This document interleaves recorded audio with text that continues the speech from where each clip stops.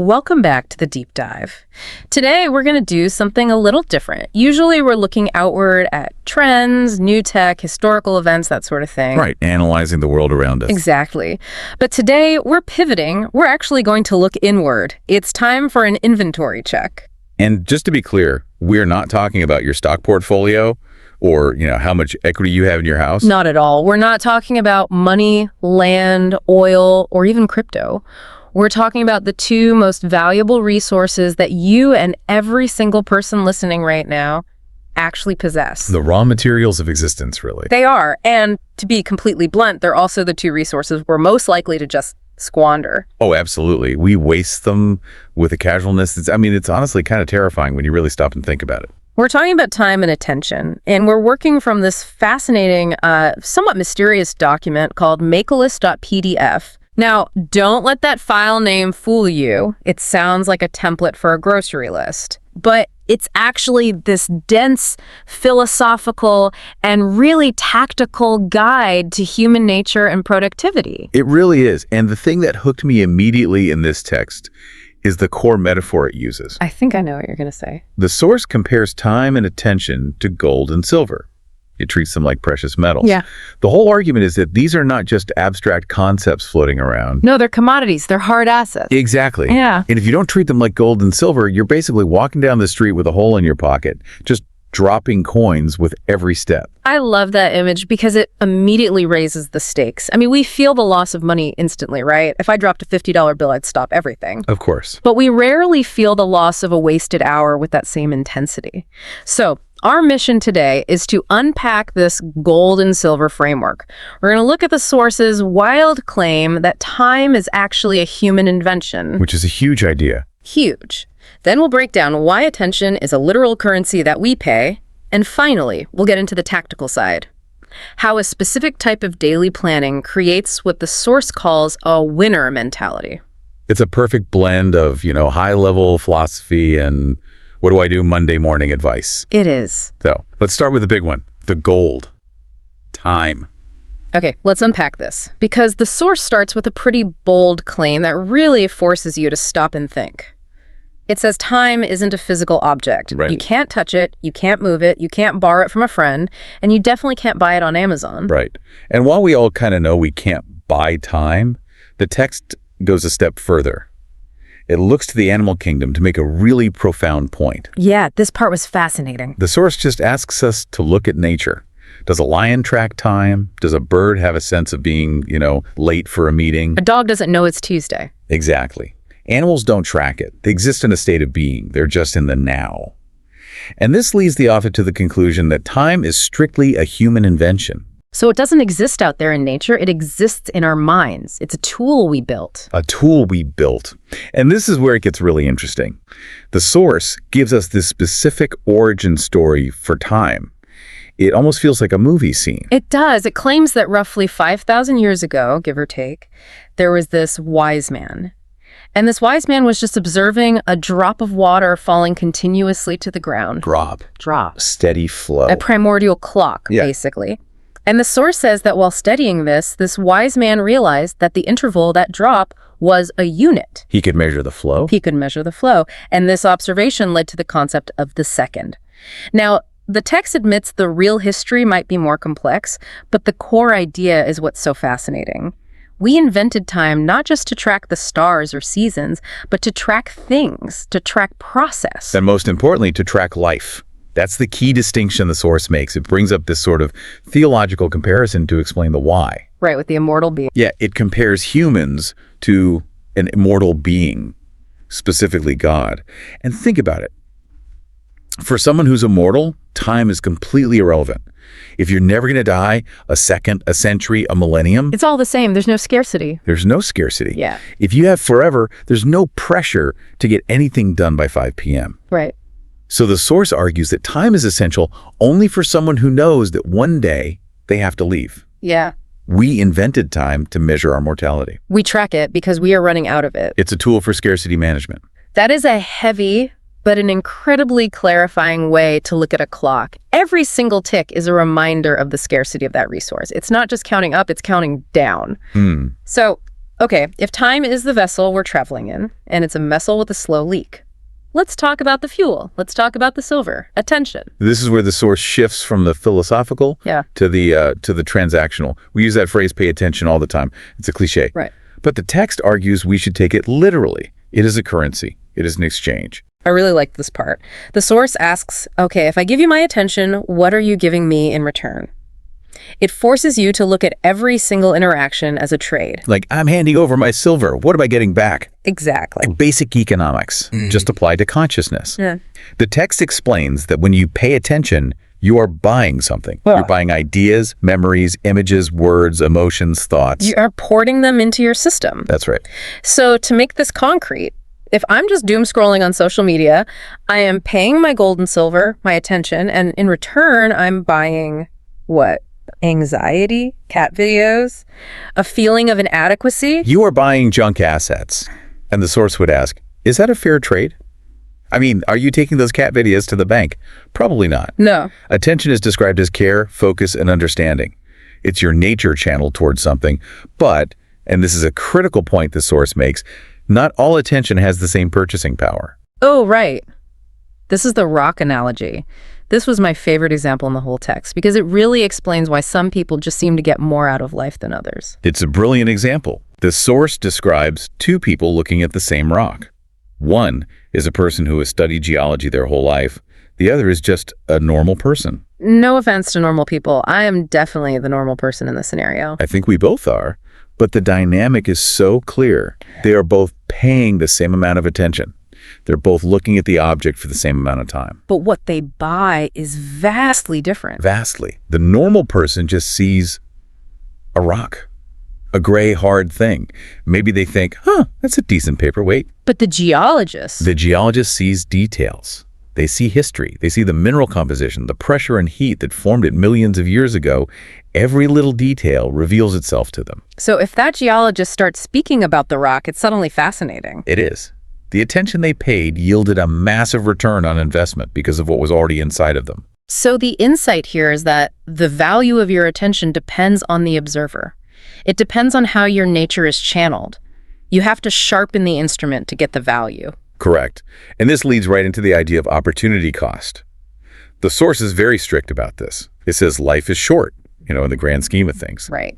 The only way to make sense of it is to use your time wisely, to study, to learn, to focus. The text actually says every second you are not focused on your craft. You are using time in a different way, which is a very polite way of saying you're wasting it. It is, and it warns against making bad trades. If you spend your time just listening to others, you are paying with attention that could have been spent doing things for yourself. You're paying attention to things outside of yourself. Right.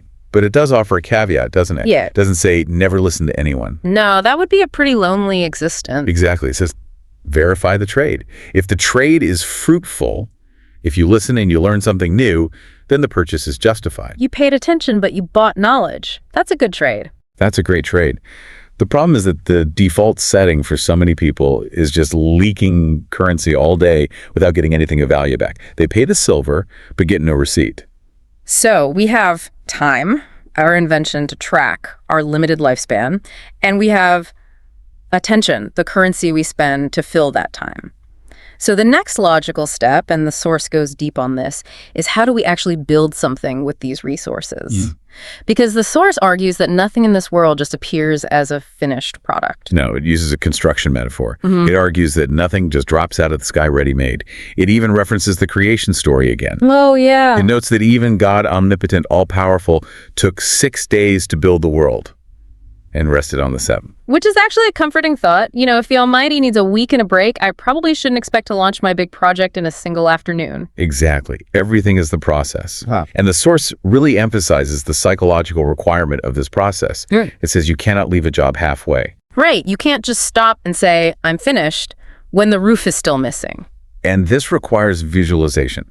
The source says you first need to see it in your head. You have to Right. imagine it completely. That's the blueprint. That's the blueprint. Once you have that clear picture, you build it brick by brick, node by node. But there's a constraint here. Our biological limits. Right. The source points out that human attention is not infinite.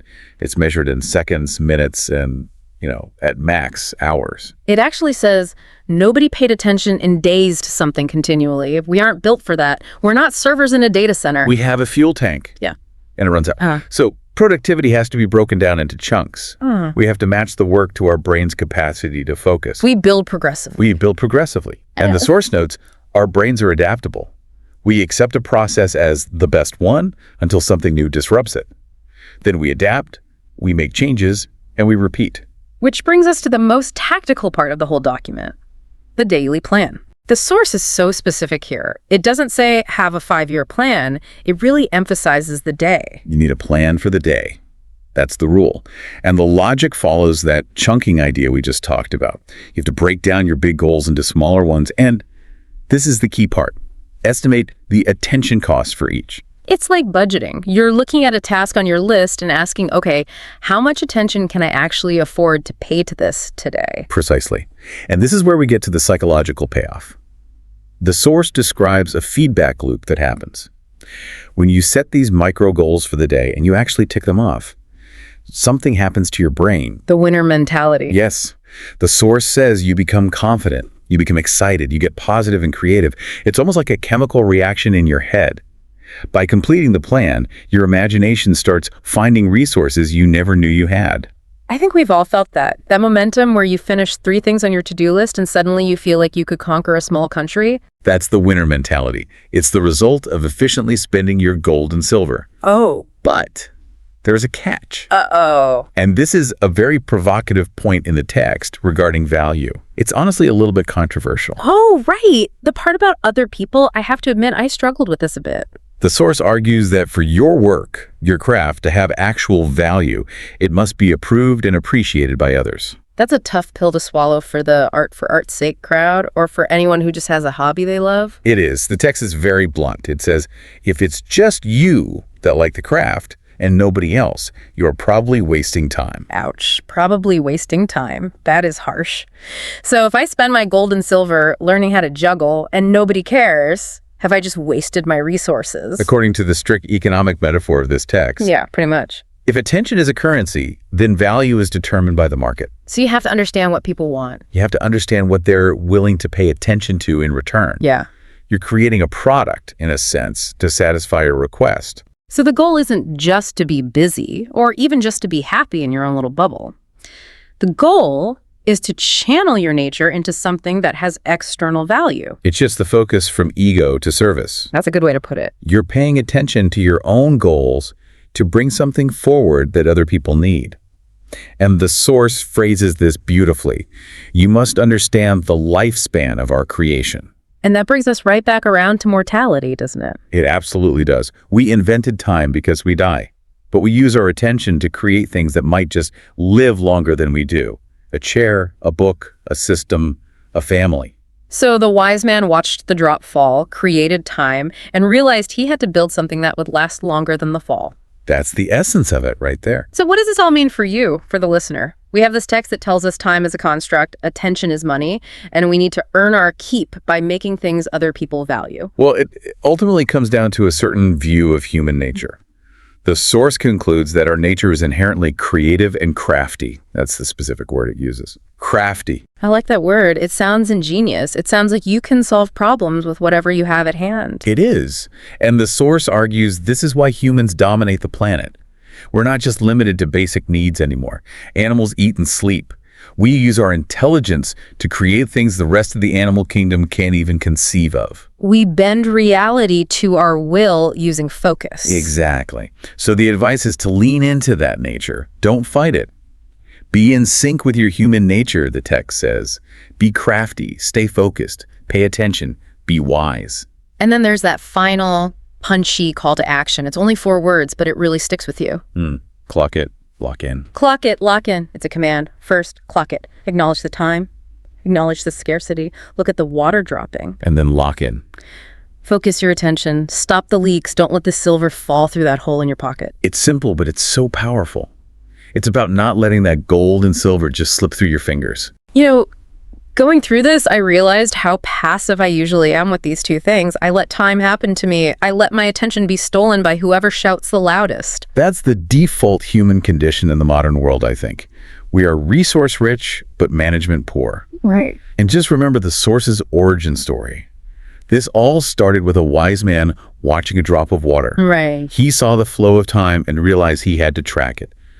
We are all watching those drops fall. The question is, are we building something while they fall? That is the question. We've covered the invention of time, the economy of attention, the need for a daily blueprint, and that harsh reality that our work needs to matter to someone else. It's really a framework for urgency. It really is. So here's a takeaway for you listening right now. You are holding two bags of precious metal, time and attention. You can't stop the time from leaking out. That's just the nature of this human invention. But you have total control over where you spend the attention. Don't make bad trades. That's the bottom line. Exactly. Don't buy the anxiety. Buy the knowledge.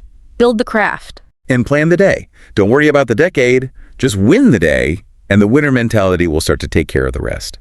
I think that is the perfect place to wrap up this deep dive. It's been a fascinating look into Makealist.pdf, a surprisingly deep guide to life disguised as a productivity doc. Indeed. It reminds us that productivity isn't about being a robot. It's about being human. It's about being crafty. Well said. We'll leave you with one final thought from the source to mull over as you go about your day. If time is a human invention, designed specifically to track our own mortality, are you using your daily gold and silver to build things that will outlast your own limited time? Or are you just spending it to pass the time? Something to think about. Thanks for listening to The Deep Dive. We'll see you next time. Pluck it, lock in.